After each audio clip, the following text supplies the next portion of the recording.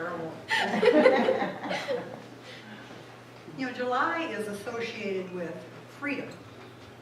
And I'm going to talk about healing today. Healing is our choice. And choice is our greatest freedom. Have you ever had a pain that just wouldn't go away no matter how much effort you put into its disappearance? Does a husband count? Shall we not go there? Oh, I've had one for the past 2 weeks. A husband? Okay. That too. And this pain just would not go away until yesterday. I believe that I create my own reality, all of it, including the pain. I think that pain is a trigger to catch my awareness so I can change my perspective on something. And when I figure out the thoughts that created the pain, I can usually let those thoughts go.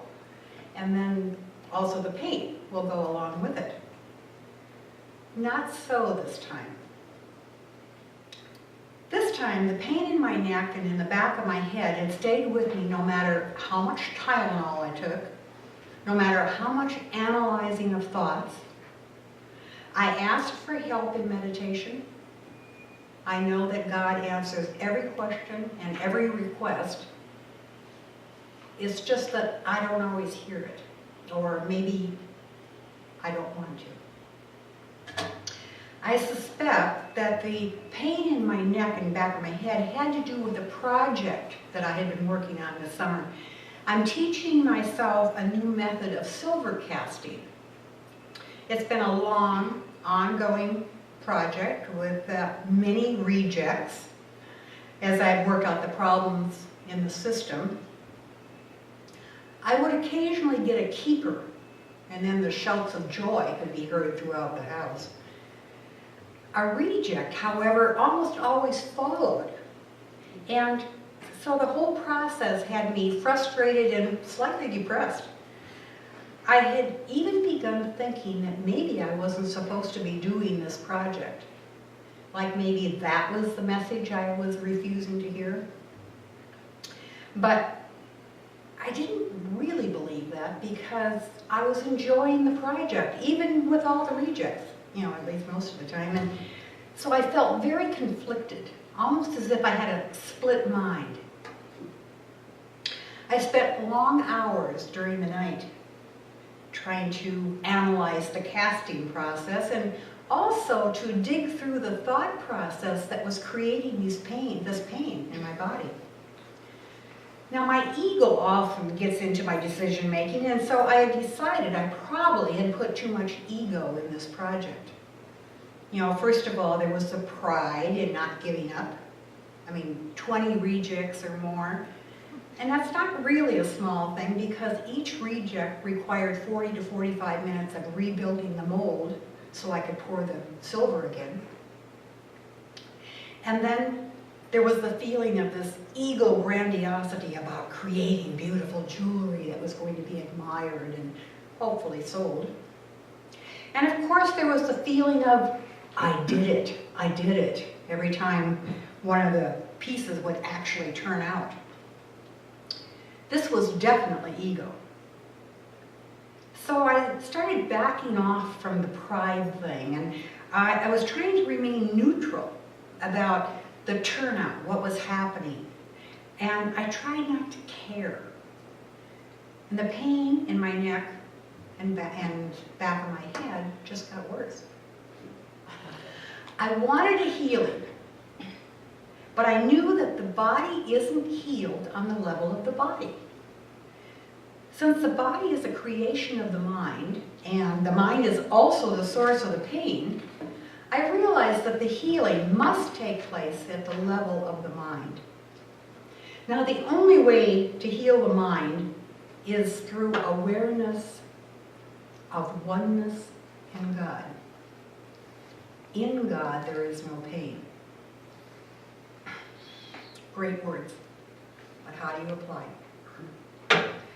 How was I to use this information, since true oneness is a really rare feeling? True oneness with God does not come easily for me.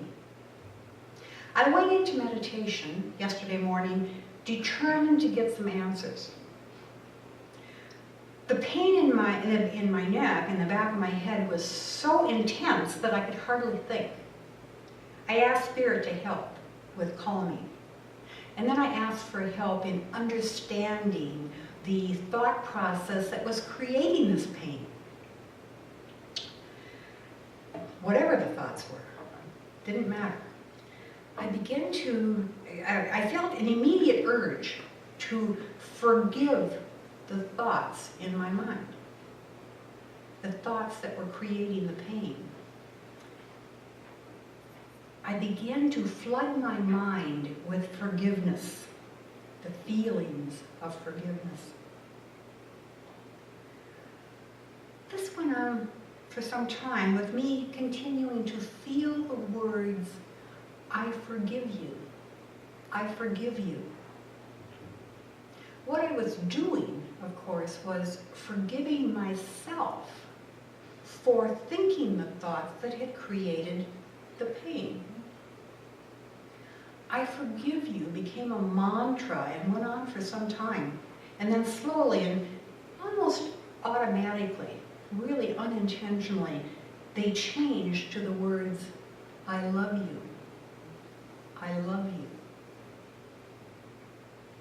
At that moment, forgiveness and love meant the same thing. At the same time, I felt I was directing my love at something greater than my little mind. And I felt such a strong connection with God that I didn't want to ever let go.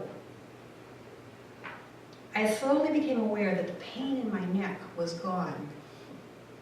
I still had the pain in the back of my head, and my first impulse was to ignore it. But then I decided I was in such a high love mode that I decided that nothing was impossible. And so I started directing forgiveness and love to the pain in my head. And at the instant I made that decision, this knife-sharp pain split open my head. And instantly the pain was gone as it flooded with gold light. So much for split mind. I stayed in meditation a few moments longer, thanking Spirit for the healing, and willing to accept that I may not be given the insight as to what the words or thoughts were that had created the pain. And just as I was coming out of meditation, my voice, my inner voice, was felt. And the words were, your thoughts are in your mind. Your mind is my mind. Therefore, you create with my power and love.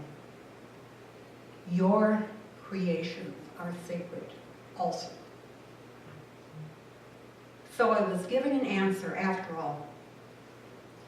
When I remember that God is in all things, and all things are in my mind, which is God's mind, we are one. Thank you.